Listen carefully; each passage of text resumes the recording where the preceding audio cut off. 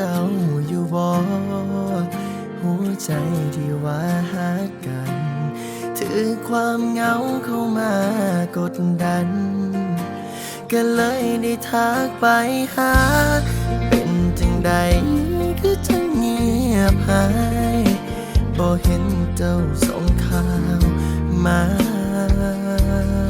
หรือเจ้าสิลืมไปแล้วบอกว่ามีคนท่ามีคนแค่ขันยากงานหรือว่าเป็นจังใดก็บอกแน่คนที่อยู่ตรงนี้มันอ่อนแอคือไปนิดคักแท้ในใจแปรเปลี่ยนไปแล้วบอกคนที่มันคืดหอดมันคืดไปทั่วอยู่ในหัวก็มีแต่เจ้าบอกความเหงามาอ้อยมาล่อเฮ็ดให้น้ำตาไหลพาหัวใจได้อยู่น้ำกันก็พอแค่แน่ไม่ยอมแพ้ความห่างไกลตอบกลับแน่เด้อก่อนคนแทงมีขาดใจยังคือทอดหลายอีหลี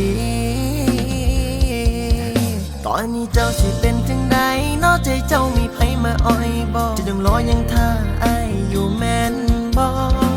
อายยังโทรหาได้อยู่นอกคันว่างโทรหาได้แม่นบ่แค่อยากบอกว่าคือทอดเจ้าคักหลา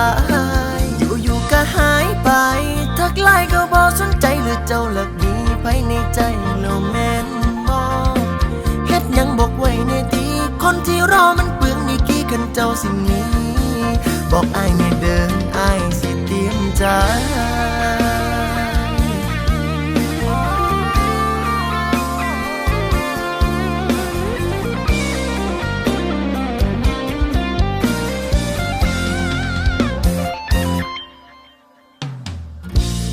เบิ่งรูปคู่ที่ถ่ายนำกันหัวใจยำอียำพรคิดฮอดตอนเอานั่งสบตาบอกว่าสิห่วงสิหาแล้วเป็นหยังคือจังเงียบไปบ่เซ็นบ่ไลน์บ่ทานสร้างเป็นสร้างบ่ฮู้จักว่ามีคนท่ามีคนแค่ขันยากงานหรือว่าเป็นจังใดก็บอกแน่คนที่อยู่ตรงนี้มันอ่อนแอคือไปมิดคักแท้ในใจแปรเปลี่ยนไปแล้วบอ